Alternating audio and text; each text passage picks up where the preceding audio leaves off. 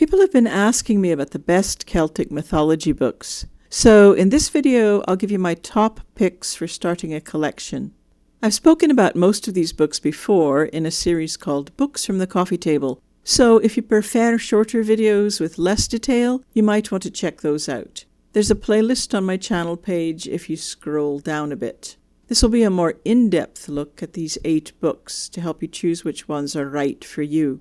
But first, there are 2 kinds of Celtic mythology books.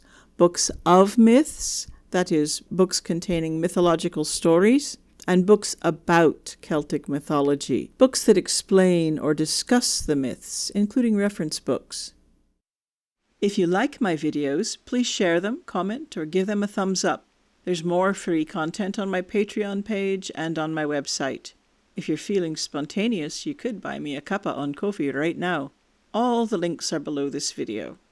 Before I talk about these books, let me make sure you know what I mean by mythology, which has a few different definitions in different contexts.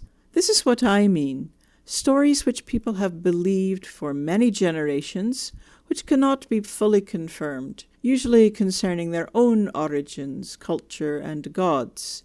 These stories have a high degree of stability over time, and in an oral culture, these stories may be preserved by a recognized group of professionals.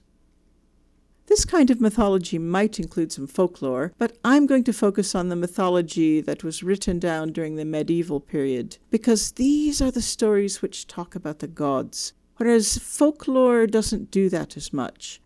Only Ireland and Wales have a significant amount of such texts.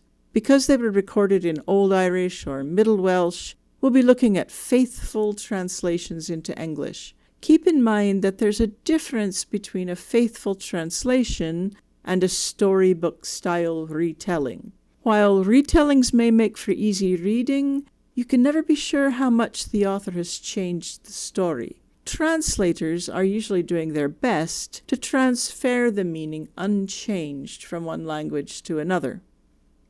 Some people feel like they need the myths explained to them beforehand, but I think there's a lot to be said for just reading some myths and thinking about what they mean to you before you start taking on the opinions of other people. So I'm going to start with books that are chock full of translated Celtic myths with just short introductions. I'll show you a slide for each book with the title, author, and publisher. I also researched the prices, and you can get most of these books for not that much money, especially if you buy them second-hand. I did the price research in the first week of August 2022, just in case you're watching this video in 2043 or something. I used a website that I highly recommend called bookfinder.com. This is a really handy site. Put in your location and your currency, then the title and author of the book. I find it works best without the ISBN. I'll just warn you that you can't have any mistakes in the title or author's name, or the book won't show up. I also noticed that with books that have multiple authors or editors, which quite a few of these books do, it seems to work better to use the format surname and surname rather than both full names. I'm not sure why, but that's what worked for me. I would generally only input those 2 fields and leave this bit set to any, because that way, if your target book has multiple editions or formats, they'll all come up, and you can choose to combine them like this. Because you've told Bookfinder what country the book will be shipped to, it includes the shipping charge in the price of the books when it sorts them by price. These 8 books are definitely not ranked from good to best or anything like that. They're all excellent books, it just depends on what you're looking for. Let's get started. The first book I want to show you is the Celtic Heroic Age. This book has a nice selection of texts from different sources, which makes it a good book to start with, although it's one of the more expensive books at $20 or £30. The book starts with 2 of the longer inscriptions in the Gaulish language that have survived. Not myths, but they are quite interesting.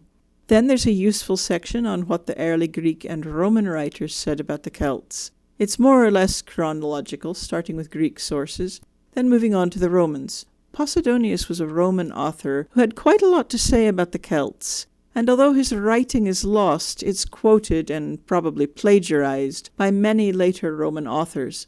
There's even a special section set aside for what these writers said about the Druids. There are also some classical sources which talk about early Britain, including a special section on women warriors like Boudica.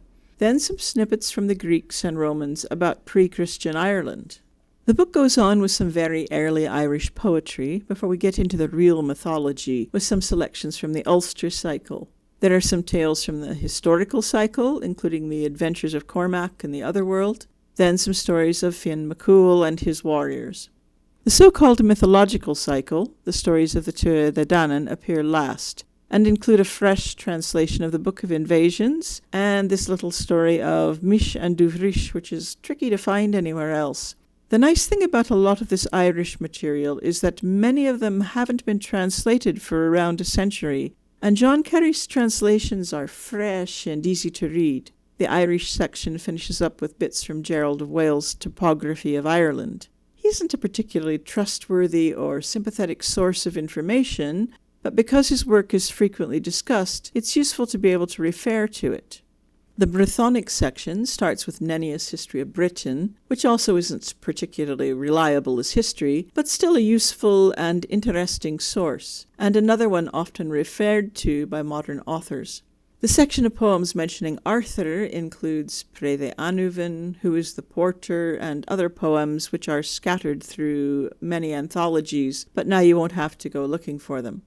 This section also includes the whole of the Gododin.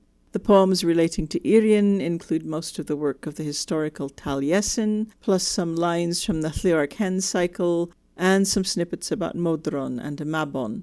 Cani Heledd is also here, and so is the rest of the poetry of Llywelyn, which is from Patrick Ford's fabulous translation. The book finishes up with 2 legends from Brittany. This book is like a TARDIS of Celtic literature, almost a library in itself. If you want to go deeper into studying the myths, you will want other books, but you can go a long way with just this. One glaring omission from this book is anything from the Mabinogion, and that's a pretty important part of Celtic mythology, so that's where we're going next. Sioned Davies' translation of the Mabinogion is kind of the standard one these days, and has a lot going for it. Davies is a native speaker of Welsh and a well-regarded academic, and she's gone for a very readable style in the language she uses. The introduction is useful and not too long, and there are the usual pronunciation guides and maps and things. One thing I don't like is having the notes at the back of the book, rather than at the foot of the page. I hate flipping back and forth. This book contains all 11 of the tales that are usually included in the Mabinogion, starting with the 4 branches, the 3 Arthurian romances, and the 4 so-called native tales. If you're really interested in the Mabinogi, I suggest that you get Patrick Ford's book too.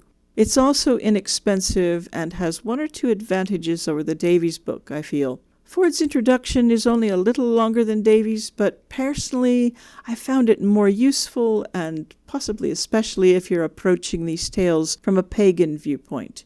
Not that Ford is a pagan, as far as I know. He also offers some really interesting headnotes for each story, beginning with the 4 branches. The reason this book doesn't stand alone is that it doesn't contain all 11 stories, which we think of as making up the Mabinogion.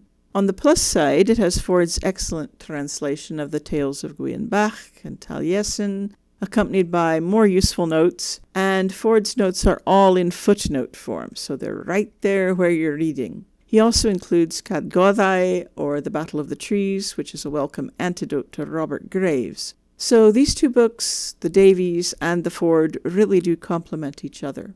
Finally, if you're looking for a good starter collection of Irish myths, Ancient Irish Tales by Cross and Slover is a great place to start.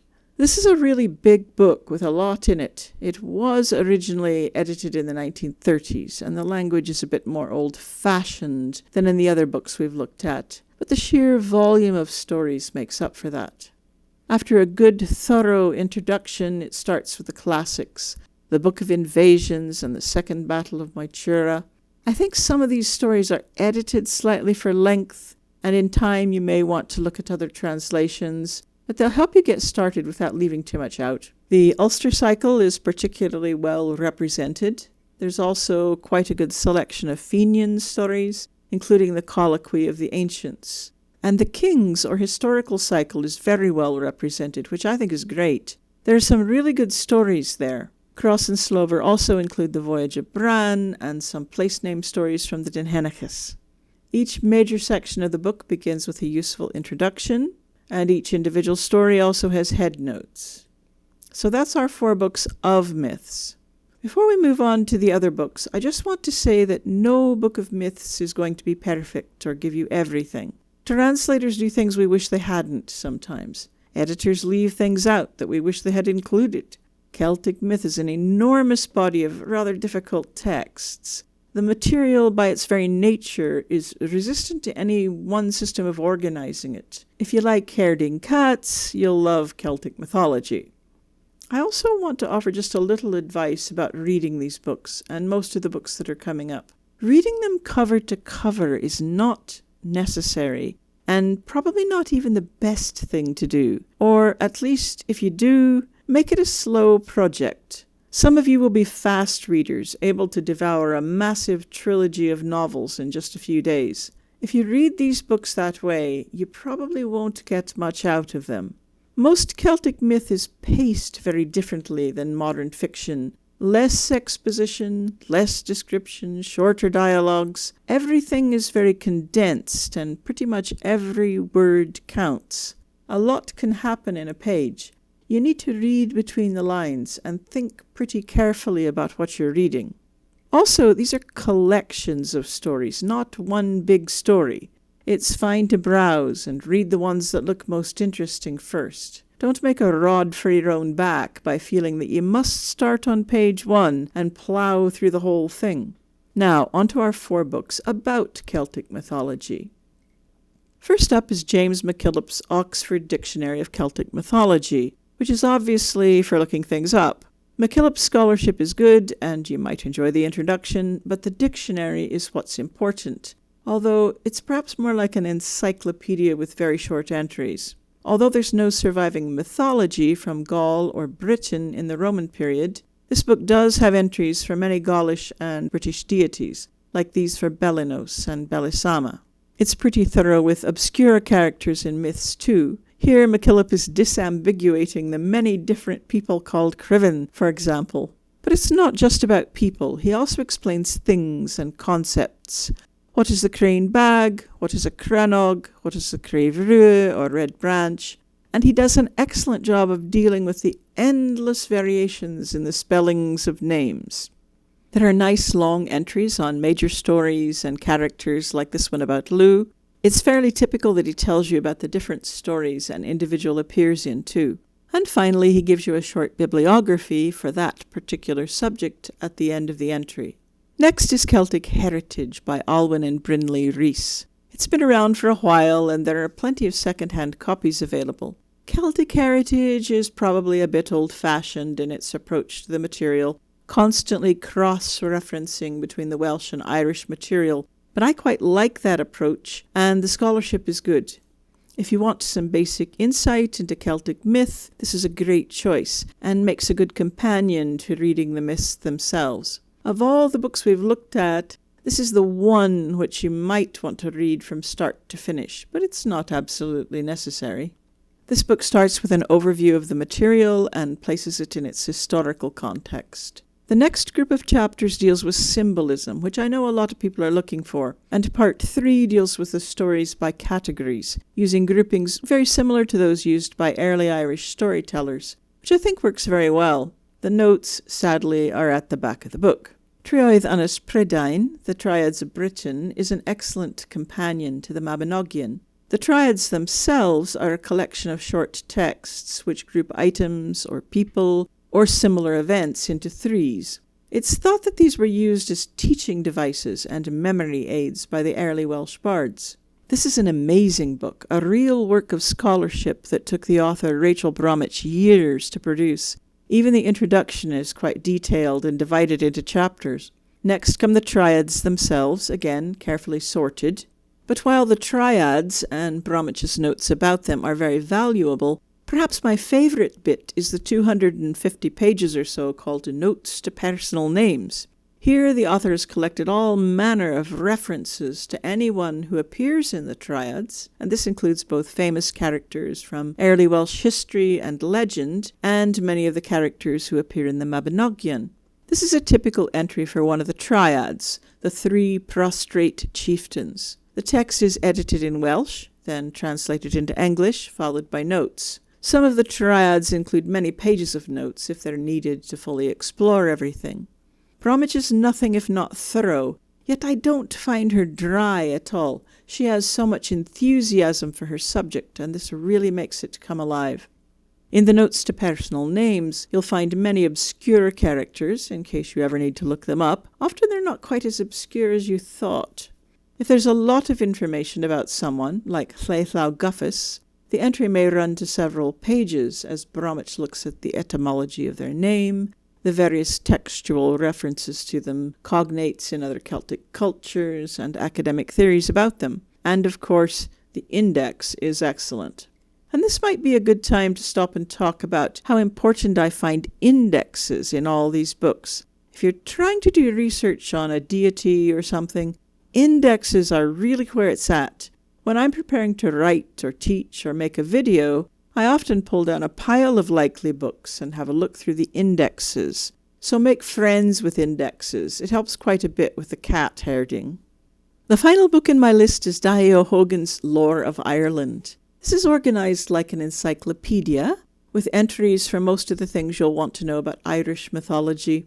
It's popular, and I think it only exists in hardback, which makes it a bit more pricey. Major characters usually get a few pages, and O'Hogan is quite good at explaining names and variations in names. He will usually give a quick synopsis of important stories and explain relationships, both within those stories and any cognates in other Celtic cultures. Entries finish up with bibliographical references. It's not just personages, but things, animals, and concepts which get entries. And for all the people I constantly see asking about Danu, there is a good, well-rounded answer to your question in this book. Celtic mythology is a big topic, and you'll never know all there is to know about it.